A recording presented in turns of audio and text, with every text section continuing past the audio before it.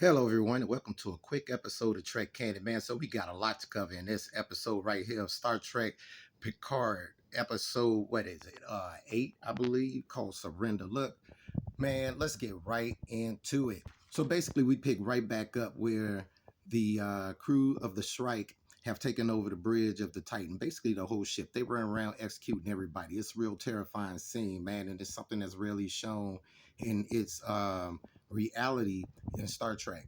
Basically, she's trying to get Jack to come out of hiding, man. So she didn't got the bridge, man. They lined up. She got hostages, and she's basically like, look, you better come out, man, because right now I'm being nice by sending my people around to look for you.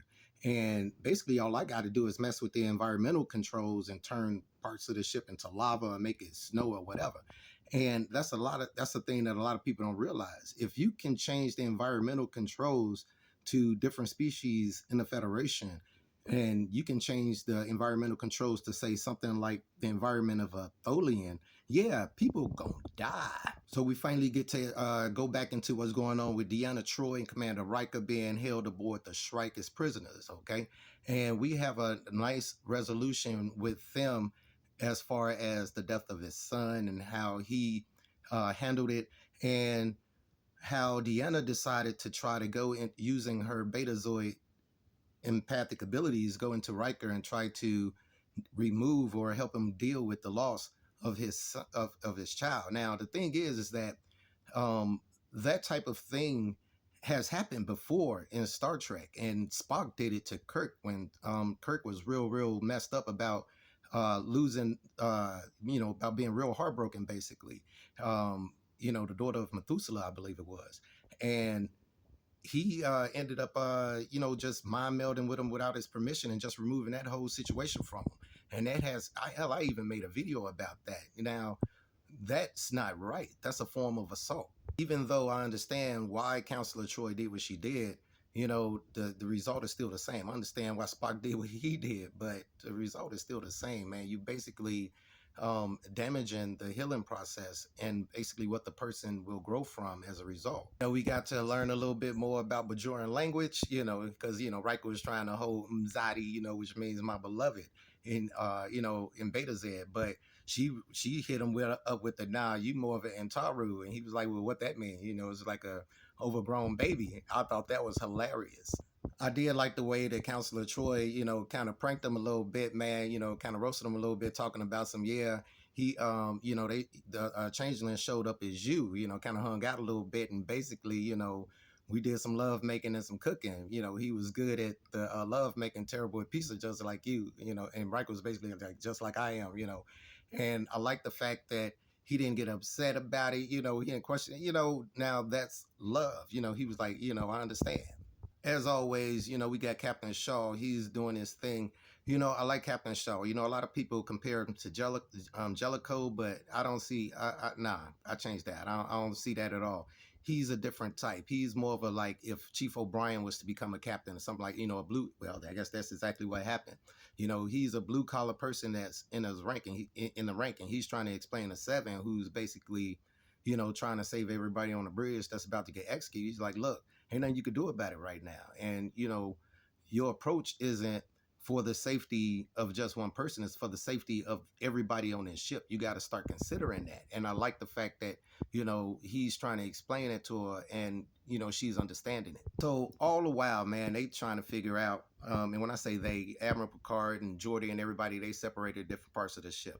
Geordi with his daughter and Data, and who is it? Picard and Deanna and Jack and LaForge, Ensign LaForge in another area, right? And they all trying to basically come up with a way to take back over the ship, or at least try to get some type of system back going on, because Vedek has taken over everything, man. She done locked everything out from the bridge. No consoles is working, none of that. Now, let's talk about Jack. Jack exposes to everybody that he's able to connect, and he's probably able to try to, leap up to the bridge and put in this code of Admiral Picard, which will unlock the ship, all right, or which would lock it out from the people that's got control of the bridge.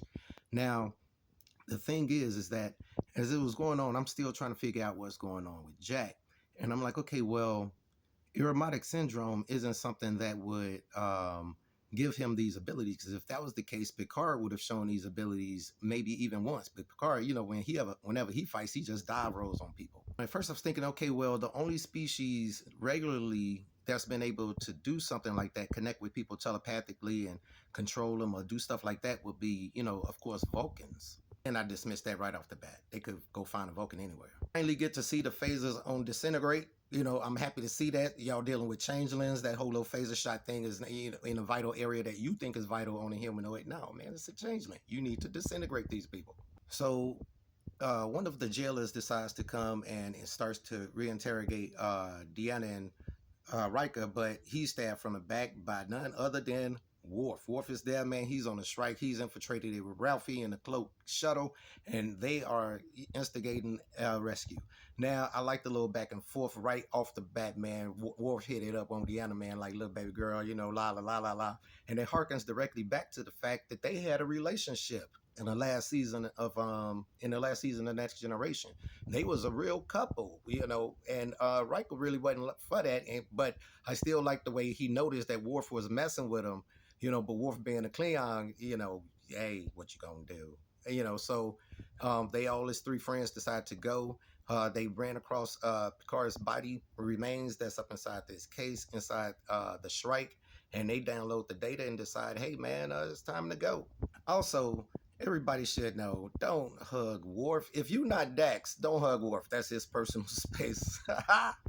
Now, so basically everybody gets together, man, and they like, look, check this out. Picard, Admiral Picard says, Geordi, we got to get Data operational because we need to take over this ship. Ensign LaForge says it's going to take her about a year. She says it's going to take you about 6 months, but we got a Data. So we going to need to lower this partition and figure out what's going on. And so they decide to do so. Now, the thing is that I like the way they did the tug of war between Data and Lore within the positronic matrix of Data's brain. All right. And you start to see immediately that Lore's anger and will is starting to overpower Data, and that Data's ethics routine will not allow him to just simply kill Lore. All right. Now, there's only been one person in all of Star Trek that has ever made Data go against that ethics routine, and that was Kivas Farjo in the episode The Most Toys. Oh, Kivas was about to die. Data was finna kill Kivas. Now, I love the way that Data decides to deal with Lore, and I picked up on it real quick. He starts to give him his memories. He starts to hand over as trophies to Lore his memories, things that are prized to him. His Sherlock Holmes hat, his Sherlock Holmes pipe. And a lot of people think that it's just Data's love of those characters. It's more than that. That signifies his relationship and friendship with Geordi, who played Watson in those excursions, and everything like that. It signifies the relationship with Captain Picard, who recommended Sherlock Holmes to him in the first place. They even showed Tasha Yar's hologram, which is one of Data's fondest memories. And then we find out, we still got Spot, man. Spot's still kicking it, And he ends up giving all of these things, even a deck of cards, to Lore. And by the time Lore figures out what's going on, and to everybody else, Lore has taken over Data's entire positronic brain. Lore, Data tells him, hey, man, I basically am giving you me. And in the process, you have become me. And, Data's out. Data's out, man. It's Data. And it's touchy, But look, let me tell you something. Nobody takes over a ship like Data. Data has been historically shown. Look, whenever Data decide the ship is mine, the ship is his, and ain't nothing nobody can do about it. I don't care if you Borg. I don't care if you the captain of the ship. I don't care what's going on. Data decides that he gonna go somewhere with that ship, and ain't nothing nobody can do about it. Not physically, not computationally, not trying to, not nothing. He can imitate your voice, all of that. Just Data takes over the ship. Also, like when Admiral Picard runs in, and they try to challenge Geordi and them to make sure that they're not changelings. Geordi was like, yo, 6 years ago, you gave me this wine and everything like that, and Picard names the wine and everything. And it's like, yeah, and I recall you, because of your pedestrian palate, the wine was, oh yeah, that's Picard. But I love that pedestrian palate. It's a lot deeper when it goes into what was going on between the battle between Lore and Data, because as I said before, it is one of the greatest tropes in Star Trek writing and Star Trek episodes, the battle within ourselves between our good and evil sides. They dealt with that a lot in Star Trek, the original series. They dealt with that a lot in The Next Generation. They dealt with that a lot in Deep Space Nine. And speaking of Deep Space Nine, let's get into Jack. In fact, before I get into Jack, let's get into something else. Y'all notice that Ralphie trained with Worf, right? And she's been training with Worf. Now, she goes down and she starts whooping all the changelings. Now, I'm thinking to myself, now, if those was normal humans, humanoids or something like that, I could totally see, because Worf is almost this close to being a matter of fact, Worf qualifies to be a Daha Master in everything but one very specific category, and that is having faced Kirk in battle. That's the only thing that's stopping him from being a Daha Master. But anyway, Ralphie dispatches with everybody, man, and Worf ends up helping a man and shows her how to disintegrate, and also critiques her on her fighting skills, which, yeah, have gotten a lot better. Riker says, comments on how scary she is, and they proceed to go and do what they need to do to finish taking over the ship. I want to say that the music in this episode is awesome. I like to give a shout out to the person who put the original series bridge sounds in the background on the bridge of the Titan. Speaking of, y'all know y'all can't shoot Data, right? Everybody knows watching that you cannot shoot Data. No phaser. If you target a phaser at Data and you decide to shoot at him, Data will dodge the phaser. Data dodges phaser fire, laser fire. Data is awesome. Shown in canon, yes, he can do it. Speaking of Data, we find out he can use contractions in human. Why? Because he's joined up with Lore. All right, so now he has the full human experience, and like Spock, has died. And I like the fact that Geordi asked him the same question that the computer asked Spock: how do you feel? And although Spock couldn't answer that question, we finally get an answer from Data. And the answer was, I feel. So they all get around the table, and it's finally the Next Generation crew, minus Wesley, around the briefing table, and they start going at it. Troy mentions that there is a darkness, an all-consuming darkness on the ship, and it's centered around that boy. It's not in him, it's just centered around him, all right? And she recommends talk to him. Now, they all have their meetings and everything, and I like the fact that Crusher and Deanna, because of their friendship, reconnect and everything like that. And of course, Worf being Worf and the joking, but you don't know if it's actually a joke. Talking about it would be passive aggressive of why he didn't, he's defeated a lot of enemies and he was going to send heads to all of them. But, he was told that was passive aggressive. I thought that was hilarious.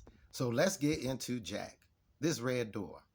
Now, I've been curious about this red door. I've been curious about the voices, the overlapping things. And for a while I was thinking, okay, could it be, all right, is this dude the basis of this rebel group's great link now? Is those the voices he hiding? What's going on? But here's the thing. When they showed that keyhole and they showed flame behind it, I instantly knew. Pah-wraith, red eyes, Pah-wraith. We seen that in Deep Space Nine, right? When Jake and Kira was controlled by the Pah-wraith and the prophet from the temple. Her eyes was red, okay? Pah-wraiths can't control people. Pah-wraiths are gods, basically, okay? Now, she says, she also, and when I say she, Deanna mentioned a weak and ancient voice. Oh, obviously they're not at full strength, okay? Now, what does that have to do with Picard? What does that have to do with Picard's aromatic syndrome? This is the thing. It's two factions that was defeated by Starfleet in Deep Space Nine, right? One militarily, which was the Dominion, all right? So we got that faction going out. And another religiously, defeated by a Starfleet officer, which happens to have been the emissary of the prophets. He defeated the Pah-wraith. So it's two groups that have a stake in defeating Starfleet and the Federation. And it's the Pah-wraith and it is the Dominion. Once you showed that flame, look, so you trying to tell me we finna connect with a Pah-wraith? Y'all got a Pah-wraith that's finna get released, and y'all say, okay, well, wasn't all the Pah-wraiths in prison in the thing? Y'all can say the same thing about the prophets all being in prison. But remember, they had that prophet that was Cisco's mom that nobody knew about that was on the planet somewhere. It could be the same thing with the pirates. They probably had the same thing because they are nonlinear as well.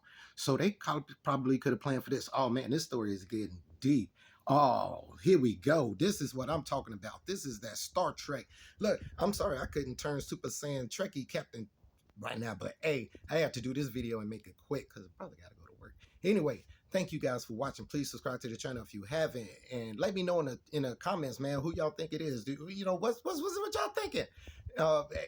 Peace, recycle, say the whales. You guys be cool.